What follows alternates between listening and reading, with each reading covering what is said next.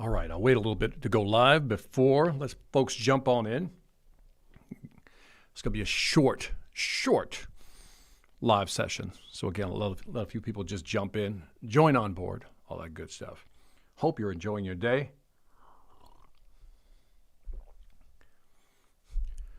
And I'll start at about the 1 minute mark. How's that?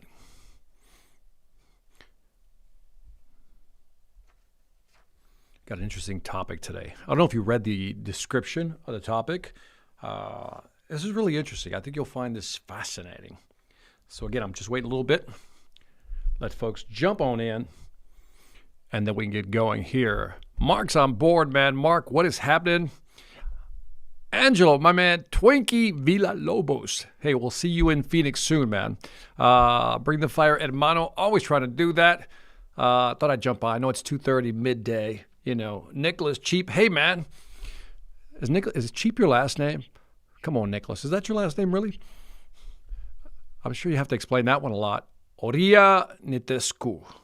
Oria Nitescu. Hi from Romania. Good to have you.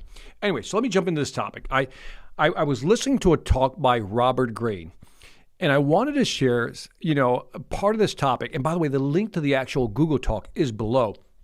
But I wanted to share this with you because I think it's a fascinating topic, and you rarely hear anybody talk about what Robert Greene talks about. Now, if you don't know who Robert Greene is, he wrote the book, and I want to make sure I get the title right, The 48 Laws of Power. Now, this is a great book, should be on everybody's shelf. If you've not read The 48 Laws of Power, why not?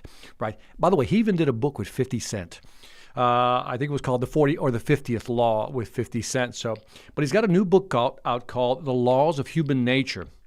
And in the Laws of Human Nature, and again, I put the link below, it's a talk on Google, and there's a part of that speech that I plucked out, wrote some notes, and wanted to share it with you because, I think you'll find it fascinating because I did. He talks about how we all belong to groups, right? Not a big statement there. But then more specifically, he talked about how we belong to generational groups. Now, that was interesting. And he said the following, that every generation has a 22-year window or span. Now, think about that. Every generation has a 22-year window on average. And at any given time in history, let's say an 80-year lifespan, we have about 4 generations going on at one time, right? For example, let me run some numbers here or some dates. Baby boomers go from 1946 to 1964. Baby boomers in the house, give me one. Gen X people go from 65 to 1976. Millennials go from 77 to 95. And then Gen Z goes from 1996 to whatever 22 years later it is. And I guess we're going to come up with a new one soon. Now, these generations, these groups or cohorts, you often hear the phrase cohort.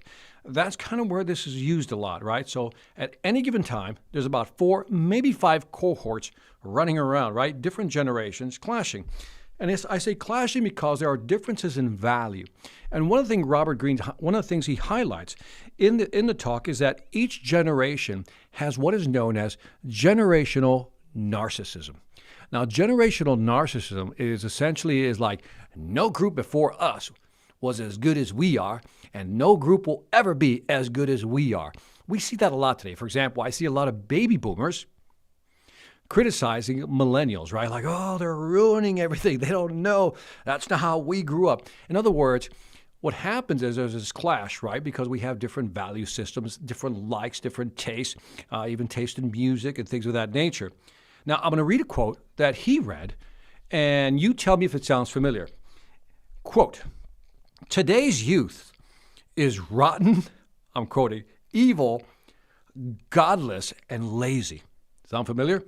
"It will never be what youth used to be, and it will never be able to preserve our culture." Unquote, right? Does that sound familiar? Well, here's what's funny, is that quote was taken from a Sumerian tablet dated 1000 BC. That's right. That quote was dated 1000 BC. So they've been saying this forever, so to speak, for at least for the last 3,000 years, right? That nobody will ever be as good as we are, and the next generation, they don't have their act together. But anyway, as he's talking about these different generational groups, he's talking about how do we begin to understand what he calls the spirit of the times. Because what happens is that as each cohort, each generation brings their own value system, likes, dislikes, tastes, so forth and so on. Obviously, there's going to be clashes, so to speak, heads butting in society, but it still creates the spirit of the time.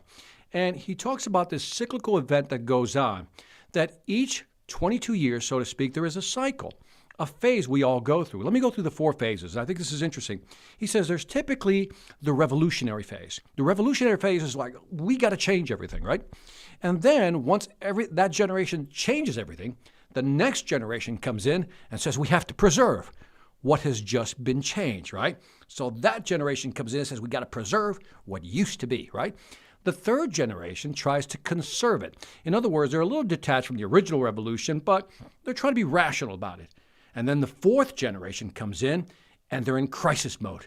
Things are wrong. Something has to change. It can't stay like this. And it goes back to the revolutionary phase. And he says millennials are the crisis generation, which means after millennials, what we're going to see, if we're not seeing it already, is the revolutionary generation kicking in, creating this cyclical event. All this to mean one thing, that as things change, we have to accept them. But I like the way Greene framed it, is that every 22 years, we have a new generation of people, right? A new group, a new generational cohort. And as these generational cohorts coexist, it creates what he calls a zeitgeist, the spirit of the times. In other words, the new reality. And this is important, especially if you're a baby boomer or let's say a Gen Xer, is that sometimes we don't want to change. But the reality is that the new generation, the latest generation, whatever comes after millennials, they're going to bring in a revolutionary change. Things are going to start changing again. And so all these cycles are very natural, and they've been happening for the last 3,000 years.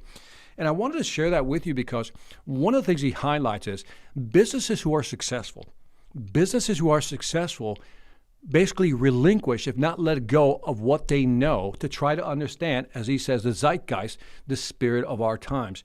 And I think this is just interesting. And I wanted to come on live just to kind of share this with you because, first of all, I never knew that generation spanned 22 years, right? I didn't know that within an 80-year time frame, our lifetime on average, 4 generations will coexist, each trying to vie for their own, culture, so to speak. But more importantly, as we go through these cycles of revolution, preserve, conserve, and then crisis, and then begin the revolution again, what's interesting to note is that as these changes are happening, and you and I may feel insecure or unsure about ourselves or what's going on in the market, like we watch TV, we go, that doesn't make sense. Why are they doing that? Why is this happening? Why is that happening? And maybe what we're seeing is, again, 2 different value systems, 2 different cultures clashing, trying to figure it out in this great cycle. And if you can find a way, as Greene says, to ride the wave of the zeitgeist, the changes, the spirit of the times, or get ahead of the wave, you'll be successful. But if you fall behind the wave, holding on to what used to be and not understanding what's happening, you won't be as successful, or it'll be hard for you to become that much more successful, especially as a business if you're trying to market to a new generation. And that's all I wanted to share with you on this live stream. Any questions, or I'll open it up for discussions, just hanging out. Let me see. Oh, man, a lot of people on here. Sorry. I didn't respond to some of these. Nicholas Chief says, haha, very funny, Victor. Yeah, just messing with me. Khalid, I'm back for more gems. Thank you for being here. Roy, with an I, Koppler. Hello from Israel. Thank you for joining me. Love it. Amin, Happy New Year. You're shining as ever. I love you, man. Thank you very much, man. Right back at you. Love your podcast. Roy, we got some new stuff coming on, so bear with me. I've kind of been slacking a little bit. I kind of took the last month or 2 off on the podcast, and I think I just had to recharge the batteries, if you know what I mean. Ingeniero Rami Hijawe. Hi, Victor. Happy New Year. Right back at you. Yeban Valentine. Cool name. Happy New Year. Right back at you. Christian Shook. Happy New Year. Right back at you. Mark Rodriguez, Gen X, right there. Ova Ministries. Haven't seen you for a while. And Mark Fonseca, my man. By the way, if you ever need a nice suit, you need to look good, go to Mark Fonseca. Orale. Anyway, that's it. I'm going to jump off this live stream. Just wanted to hang out. Vivian Hughes says, Happy New Year, Victor. What did you think of the topic, though, as far as different generations? How many knew that a generation was 22 years? I want to know, how many knew that a generation was like 22 years, and then with an 80-year period, you have 4 generations. Lucky Mayela says, Victor, you make me a proud father. I don't know what that means, man. I don't know what that means because I don't know you. But okay, I'm not your son, am I? Did my parents not tell me something? A.R. Rothstein, Happy New Year, Victor.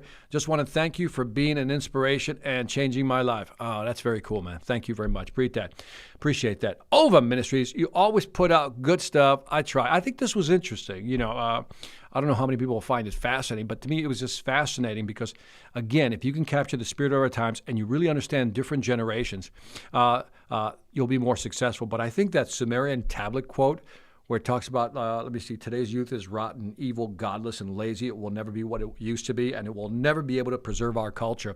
Knowing that that was written 1000 BC is amazing to me, right? Just amazing because it's almost like, it's like the Matrix. You see, that black cat, you see things over and over again, and we keep repeating the same patterns. Somebody says, there was a quote that said, history does not repeat itself. People do.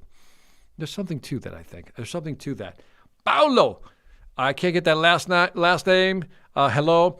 Christian Shook. I didn't know that. It's very interesting. I think it is also. So, again, I just thought I'd jump on this real quick.